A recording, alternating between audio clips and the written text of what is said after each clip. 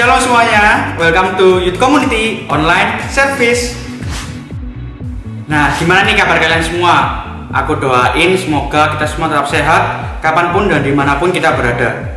Dan jangan lupa juga kita tetap menjaga kesehatan, kebersihan, dan tetap mengikuti protokol dari pemerintah. Jangan lupa follow Instagram kita @dws.com, lalu share, like, dan subscribe channel YouTube kita @youthcomdws. Jangan lupa juga nyalain loncengnya ya, supaya kita bisa beribadah bareng lagi minggu depan di Youth Community Online Service.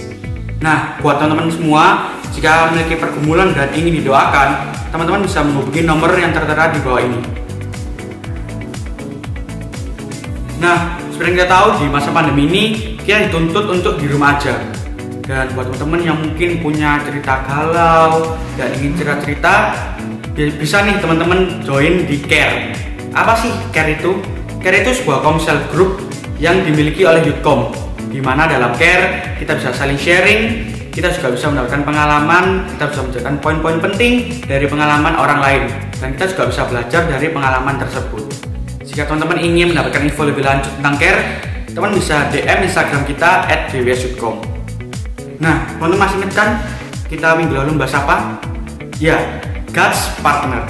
Di mana dalam God's Partner itu kita jelaskan bahwa kita mendapatkan privilege atau keuntungan karena kita menjadi rekan Tuhan.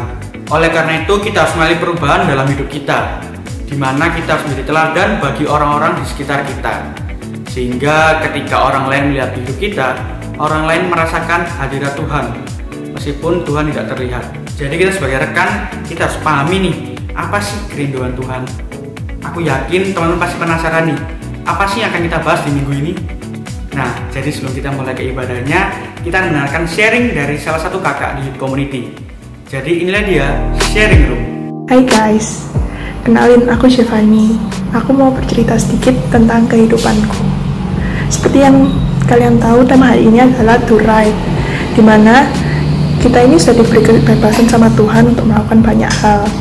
Tapi kita harus juga berpikir, apakah yang kita lakukan ini sudah sesuai dengan kehendak Tuhan atau belum. Nah, banyak orang yang mengetahui aku sebagai orang yang suka berbicara, dan seringkali apa yang aku bicarakan aku tidak berpikir terlebih dahulu, dan seringkali juga itu menyakiti hati orang lain. Nah, suatu hari aku mengikuti pelatihan komunikasi, di mana aku di situ sadar bahwa apa yang aku ucapkan itu bisa berdampak bagi orang lain, baik itu dampak yang positif maupun dampak yang negatif. Nah, buat teman-teman Youth Community semuanya, aku mau berpesan sama kalian kalau sebelum kalian bertindak, sebelum kalian berbicara, kalian harus pertimbangkan apakah kalian ini sudah benar-benar menyenangkan hati Tuhan atau belum. Kalau belum, yuk kita sama-sama introspeksi diri, sama-sama berbenah diri, biar apapun yang menjadi aspek kehidupan kita itu benar-benar memuliakan nama Tuhan. Thank you, God bless.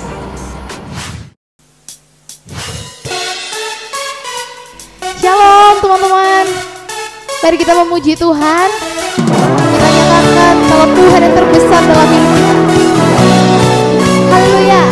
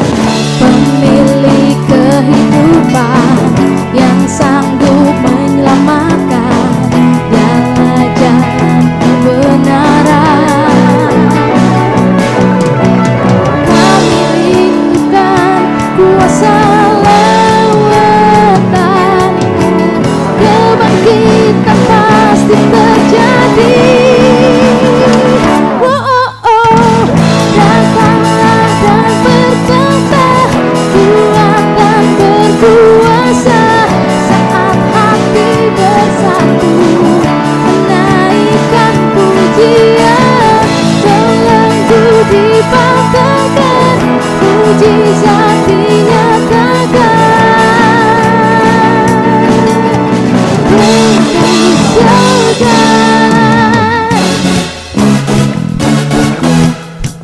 Haleluya.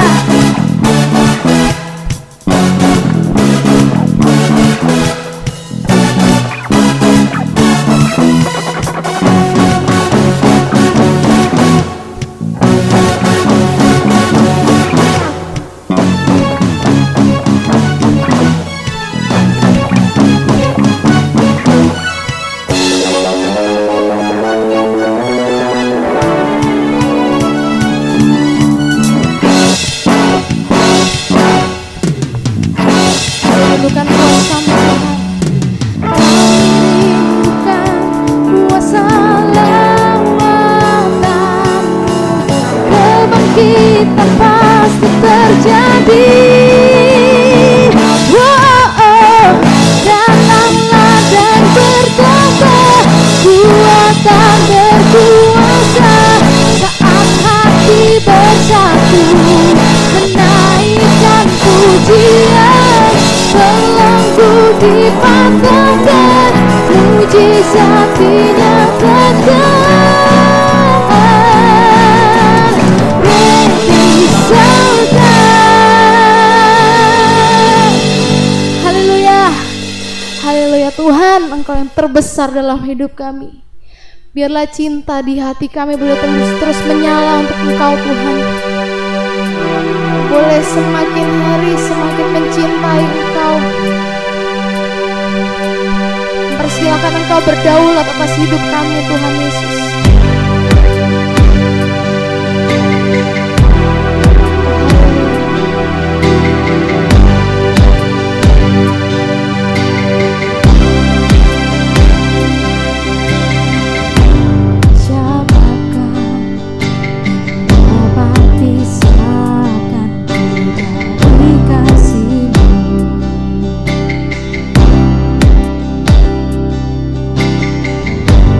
Tetes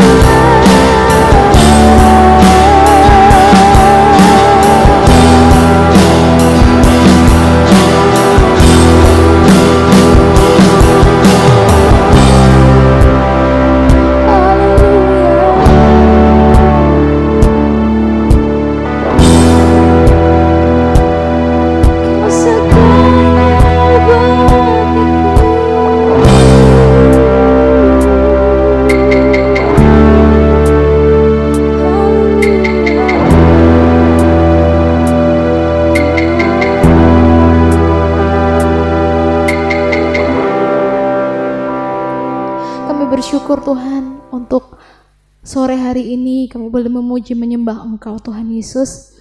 Dan saat ini kami mau dengarkan firman Tuhan. Kami menyerahkan hati kami, pikiran kami untuk Kau kuasai. Biarlah kami jadi anak-anak-Mu yang dengar-dengaran akan firman-Mu dan yang siap untuk melakukan firman-Mu. Terima kasih Tuhan Yesus, berikan kami hikmat untuk kami dapat mengerti apa yang menjadi mau Tuhan, isi hati Tuhan untuk setiap kami. Terima kasih Tuhan Yesus, di dalam nama Tuhan Yesus Kristus, haleluya, amin. Selamat sore teman-teman, gimana kabarnya? Saya harap kalian dalam keadaan sehat tanpa kekurangan suatu apapun. Hari ini kita akan belajar tentang do right atau melakukan kebenaran. Tapi sebelum kita belajar tentang firman Tuhan, mari kita berdoa terlebih dahulu. Tuhan Yesus, terima kasih Tuhan, Kau telah kumpulkan kami untuk kami sama-sama belajar tentang firman-Mu. Kau urapi kami, berikan hati kami sebagai seorang hamba untuk kami dapat menerima dan melakukan setiap apa yang menjadi kehendak-Mu Tuhan. Terima kasih Tuhan Yesus, hanya dalam nama Tuhan Yesus Kristus kami sudah berdoa dan mengucap syukur, amin. Nah, kita akan belajar tentang do right. Nah, apa sih sebenarnya do right itu? Do right adalah, atau kebenaran adalah segala sesuatu yang kita lakukan dan semuanya itu sesuai dengan nilai-nilai yang ada di dalam firman Tuhan. Nah, kenapa sih kok kita harus melakukan kebenaran? Karena kebenaran itu merupakan kewajiban kita atau keharusan kita. Jadi bukan sebuah pilihan teman-teman. Nah, mari kita buka di Yakobus pasal yang keempat ayat yang ke-17. Yakobus pasal 4 ayat yang ke-17. Saya bacakan. Jadi jika seseorang tahu bagaimana ia harus berbuat baik, tetapi ia tidak melakukannya, ia berdosa. Nah, di sini dapat kita pelajari juga bahwa melakukan sebuah kebenaran adalah keharusan bagi setiap umat Tuhan atau anak-anak Tuhan. Nah, melakukan kebenaran itu harus didasari dengan motivasi yang tepat. Jangan kita melakukan, contoh nih, kita melakukan persepuluhan tujuannya untuk diberkati Tuhan. Itu sudah salah. Tujuan kita memberikan persepuluhan adalah memberikan kewajiban kita kepada Tuhan, bukan untuk diberkati. Jadi itu sudah kewajiban kita memberikannya kepada Tuhan. Terus apalagi? Kita berbuat baik supaya orang berbuat baik juga kepada kita, itu pun salah. Nah, jadi ketika kita berbuat baik kepada orang, dasarnya apa? Ialah tulus, kasih. Karena Tuhan mengajari, kasihilah dirimu sendiri, kasihilah sesama manusia seperti mengasihi dirimu sendiri. Nah, jadi itu tujuannya, bukan ketika kita baik sama orang lain supaya orang lain juga berbuat baik kepada kita. Enggak, teman-teman. Jadi itu. Nah, kalau kita baca lagi di 1 Korintus 10 ayat yang ke-23, ini yang jadi ayat dasar tema ini. Segala sesuatu diperbolehkan, benar, tetapi bukan segala sesuatu berguna. Segala sesuatu diperbolehkan, benar, tetapi bukan segala sesuatu membangun. Nah, konteksnya di sini adalah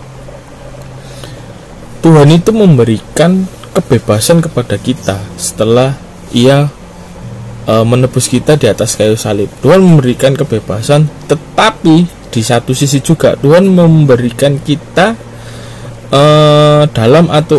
memberikan kita aturan-aturan yang mengikat kita, tapi itu yang membuat kita berhasil. Jadi beda. Ikatan yang diberikan Tuhan atau hukum-hukum atau aturan-aturan yang diberikan Tuhan dalam Alkitab itu bukan menjerumuskan kita ke dalam pencobaan, tetapi membawa kita ke dalam kebebasannya Tuhan. Nah, jadi ketika Tuhan sudah menebus kita sudah bebas nih dari rantai belenggu dosa. Tapi dalam waktu itu juga, dalam saat itu juga kita diikat oleh aturan-aturannya Tuhan. Dan Tuhan ngomong, aturan-aturan ini tidak berat, atau kuk yang dipikul Tuhan itu tidak berat. Jadi aturan-aturan yang diberikan Tuhan itu nggak berat, teman-teman. Hanya kita mau nggak melakukannya, mau nggak kita melakukan nilai-nilai yang sudah diberikan Tuhan di dalam Alkitab lah. Nilai-nilai itulah yang kebenaran yang harus kita lakukan. Nah, dalam melakukan kebenaran itu dasarnya yang pertama itu adalah penyembahan terhadap Allah. Jadi itu satu bentuk penyembahan terhadap Allah. Jadi penyembahan nggak sekedar hanya praise and worship, terus sate kalian, apalagi baca firman kalian, enggak. Jadi ketika kalian melakukan kebenaran firman Tuhan, contoh kalian tidak mencontek, kalian tidak mencuri, kalian melakukan apa ya istilahnya yang ada di dalam Alkitab, nilai-nilai yang ada di dalam Alkitab itu sudah merupakan bentuk penyembahan kita kepada Tuhan. Jadi sikap kita sehari-hari itu lebih penting daripada, sama pentingnya, bukan lebih penting, sama pentingnya dengan hubungan kita sama Tuhan. Jadi nggak melulu kita berdoa terus tapi kita nggak melakukan apa-apa, itu kosong, itu sia-sia. Jadi ketika kita berdoa, kita harus juga memakai akal pikiran kita, intelijen kita untuk kita melakukan sesuatu. Kira-kira apa nih yang harus saya lakukan hari ini supaya nama Tuhan itu bisa dipermuliakan lewat kehidupan saya. Contoh, selama masa pandemi ini, ketika kalian punya pilihan untuk bangun lebih siang, akan tetapi kalian memilih untuk bangun lebih pagi, tujuannya adalah yang pertama, seumpama ini kalian bangun lebih pagi, yang pertama untuk kalian saat teduh. Jadi bangun tidur, sikat gigi, cuci muka, atau bahkan mandi, saat teduh. Nah, saat teduh baca firman Tuhan. Nah, setelah baca firman Tuhan, apa yang kalian lakukan? Kalian olahraga mungkin, ya kan? Itu sudah melakukan sesuatu yang baik. Terus habis itu kalian mempunyai opsi untuk membantu orang tua bersih-bersih rumah. Kan di zaman pandemi ini yang paling penting adalah tingkat kebersihannya, teman-teman. Ketika kalian bersih, maka kalian akan kecil kemungkinannya untuk terserang pandemi ini, virus ini. Jadi kalian punya banyak pilihan. Kalian punya banyak pilihan untuk waktu tidur, kalian punya banyak pilihan untuk waktu bermain, kalian punya banyak pilihan untuk waktu tidak melakukan apa-apa. Bisa, bebas, kalian bisa milih. Tapi balik ke Korintus ini, semua diperbolehkan, benar, tetapi bukan segala sesuatu berguna. Nah, ketika kalian bangun siang, tidak memilih opsi untuk tidak membantu orang tua kalian, boleh, akan tetapi itu berguna enggak? Itu membantu orang tua kalian enggak? Jawabannya kan enggak pasti. Tapi ketika kalian memilih opsi untuk kalian membantu orang tua kalian, secara otomatis yang pertama, orang tua diperingan tugasnya. Yang kedua, orang tua tidak jadi capek. Jadi imunnya orang tua kita bisa kita jaga. Itu salah satu bentuk kita ini care sama orang tua. Jadi kita jaga imunnya orang tua kita dengan cara kita membantu orang tua kita, jangan sampai orang tua kita kecapean. Karena kita yang lebih muda, kita lebih kuat, kita lebih sehat, imun kita terbentuknya lebih cepat daripada orang tua kita. Nah, itu salah satu bentuk kebenaran, teman-teman. Jadi kebenaran itu nggak melulu yang harus yang levelnya tinggi-tinggi, enggak. Sesuatu hal yang kecil yang bisa mempermuliakan nama Tuhan, itu namanya kebenaran.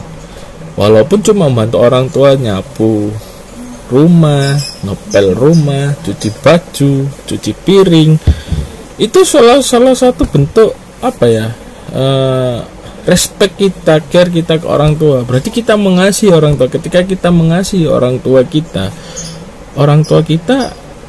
akan merasa senang, dan hormon-hormon yang bisa membantu imun untuk bangkit itu lebih cepat, teman-teman. Jadi nggak melulu kebenaran itu tentang sesuatu hal yang muluk, Kayak contoh, jangan membunuh, jangan mencuri. Wah, itu terlalu berat teman-teman.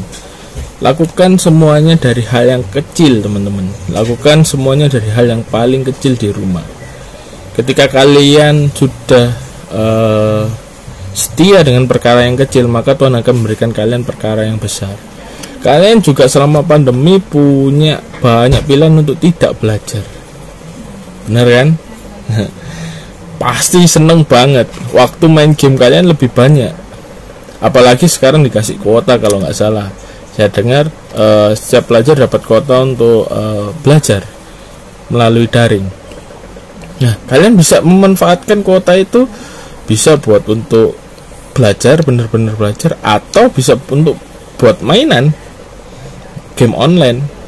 Waktu kalian semakin besar, semakin banyak. Atau kalian punya pilihan untuk mengerjakan tugas atau tidak. Nah, mengerjakan tugas pun kalian punya pilihan untuk kalian mengerjakan sendiri atau tinggal contek teman. Banyak pilihan itu teman-teman. Tetapi saya berharap kalian melakukan segala sesuatunya dengan benar dan tepat, yaitu memilih sesuatu yang benar, yang sesuai dengan firman Tuhan. Kalian dapat PR ya, kerjakan semampu kalian, kerjakan sebisa kalian. Kalau nggak bisa, tanya. Jangan contek. Beda mencontek dan bertanya. Bukan bertanya jawaban, bertanya bagaimana cara melakukannya, bagaimana cara menjawabnya. Nah, bagi yang bekerja juga seperti itu teman-teman. Bisa saja di masa pandemi ini kita mempunyai pola pikir untuk kita tidak melakukan sesuatu hal yang terbaik. Karena apa? Yang pertama, mungkin gaji kita dipotong. Yang kedua, iya, waktu kerja kita semakin dikit tapi pekerjaannya double. Ya tak lakukan sebisaku aja. Jangan teman-teman. Lakukan sekuat tenaga, sama seperti kamu melakukan untuk Tuhan. Itu yang namanya kalian melakukan kebenaran di tempat kerja kalian. Saya cerita, saya punya kesaksian. Jadi dalam melakukan sebuah kebenaran ini perlu harga yang harus dibayar. Jadi sebelum masa pandemi, ketika awal saya bekerja, saya ini punya pilihan untuk saya bisa masuk kerja di hari Minggu dan Sabtu. Yang notabene masuk di hari Minggu dan Sabtu itu dapat lembur yang lebih besar. Kalau yang di hari biasanya kalau kerja 12 jam dari hari Senin sampai Jumat, lemburannya cuma 4 jam. Tapi kalau di hari Sabtu bisa sekitar 7 jam. Kalau di hari Minggu 12 jam full. Dan bayarannya kalau hari Minggu langsung dikalikan 2. Nah, akan tetapi saya memilih teman-teman, karena saya selalu ingat dengan kata-kata dari Bapak Penatua kita, karena ibadah itu mengandung janji, ya kan? Saya memilih untuk saya tetap datang beribadah. Dan ketika saya interview terakhir dengan HRD, saya meminta permakluman dari pihak HRD untuk ketika ada lemburan di hari Sabtu atau Minggu, saya ditaruh di urutan list paling terakhir. Jadi saya bukan menolak, saya meminta untuk ditaruh di list paling terakhir. Ketika semua teman-teman saya nggak bisa, baru saya akan masuk. Karena apa? Saya ngomong alasannya karena saya pada hari Minggu itu harus beribadah. Karena saya ingat pelajaran yang saya terima dari Bapak Penatua kita, karena ibadah itu juga mengandung janji, baik untuk hidup sekarang maupun hidup yang akan datang. Dan saya percaya itu, dan saya belajar melakukan itu. Nah, saya belajar untuk mengungkapkan apa yang menjadi kebenaran, nilai hidup saya, kebenaran yang saya pegang kepada HRD saya. Dan puji Tuhan sampai sekarang pun saya nggak dapat komplain dari pihak HRD karena saya berani menyuarakan itu. Nah, jadi teman-teman, belajarlah untuk menyuarakan juga kebenaran. Menyuarakan itu tidak hanya ngomong, tapi melalui sikap dan tindakan kita. Nah, di tempat kerja juga saya belajar untuk segala sesuatunya itu belajar untuk memulai lebih awal dan mengakhirinya kalau bisa lebih cepat dan hasilnya yang terbaik. Saya tidak peduli di masa pandemi ini potongan gaji saya banyak atau segala macam. Mungkin di awal-awal saya stres, benar, karena ada banyak potongan. Tetapi akhirnya saya dapatkan hikmat dari Tuhan, yaitu apa? Saya merubah yang namanya pola hidup. Jadi saya merubah pola hidup, gaya hidup saya yang dulunya dengan gaji yang sebelum pandemi ini yang belum dipotong ini, saya bisa main kemana-mana saja. Tetapi pola hidup yang saya lakukan sekarang adalah saya berhemat.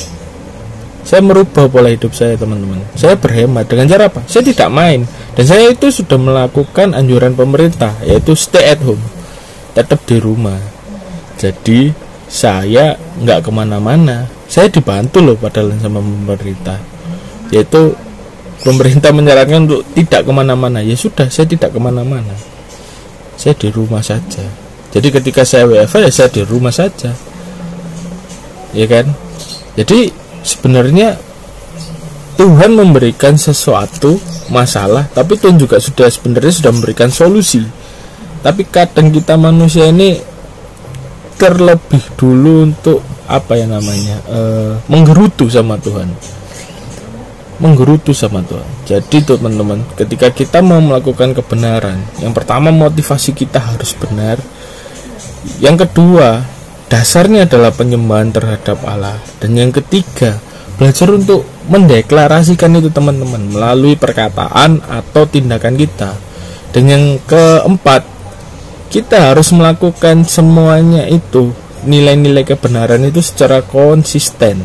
Nah, ini yang paling berat, yang terakhir. Paling berat karena apa? Konsisten dalam melakukan kebenaran itu tidak mudah, teman-teman. Mungkin di kebenaran-kebenaran yang kecil kita masih bisa melakukan itu. Tapi kalau kebenaran-kebenaran yang dalam konteks yang cukup besar, contoh kalau teman-teman yang sekolah, yang lagi sekolah, kalian bisa milih, kalian bayar harga untuk mengurangi waktu tidur kalian untuk belajar, atau kalian punya pilihan juga untuk nyontek, nggak usah belajar, main aja terus, terakhirnya nyontek. Outputnya mungkin sama-sama, nilainya sama-sama bagus, tapi prosesnya ini, teman-teman, yang mahal. Jadi kebanyakan orang itu suka melihat outputnya aja, teman-teman, tapi tidak pernah melihat proses. Yang dinilai Tuhan adalah proses, teman-teman. Output akan mengikuti proses kita. Ketika kita melakukan proses dengan baik, maka outputnya saya jamin akan baik juga. Dan kalian lakukan benar-benar untuk Tuhan, teman-teman. Jangan untuk fame kalian sendiri, untuk pride kalian sendiri. Enggak, tapi semua lakukan itu dasarnya adalah kemurnian hati untuk Tuhan. Jadi melakukan konsistensi itu sangat-sangat berat, teman-teman. Pasti akan banyak cobaan. Tapi saya percaya kita semua sudah disertai oleh Roh Kudus. Jadi Roh Kudus bakalan ngingetin kita ketika kita mau melakukan sesuatu yang melenceng dari jalannya Tuhan. Maka secara otomatis kita akan diarahkan balik sama Roh Kudus. Jadi teman-teman, lakukan banyak nilai kebenaran dalam kehidupan kita.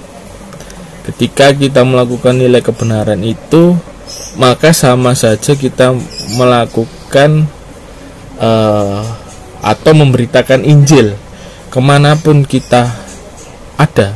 Karena melalui sikap hidup kita, melalui perkataan kita, melalui pola pikir kita, itu sudah bisa menggambarkan siapa Yesus yang sebenarnya melalui diri kita. Jadi teman-teman, belajarlah untuk jadi terang dan garam. Belajarlah untuk memberitakan Injil melalui sikap hidup kita. Jadi zaman pandemi ini banyak sekali pilihan untuk kita bermalas-malasan, untuk kita patah semangat, untuk kita menyerah. Tapi sebagai anak-anak Tuhan, saya yakin dan percaya kita sudah diberkati sama Tuhan. Kita harus memilih pilihan-pilihan yang tepat, yaitu kita tetap bertanding, kita tetap belajar, kita tetap bekerja dengan sekuat tenaga. saya yakin dan percaya Tuhan akan memelihara kita, dan Tuhan sudah berjanji bahwa kita tidak akan pernah kekurangan. Camkan itu teman-teman. Jadi kita adalah umat-umat pemenang yang tidak akan pernah kekurangan. Tuhan pasti selalu mencukupkan apa yang menjadi kebutuhan kita.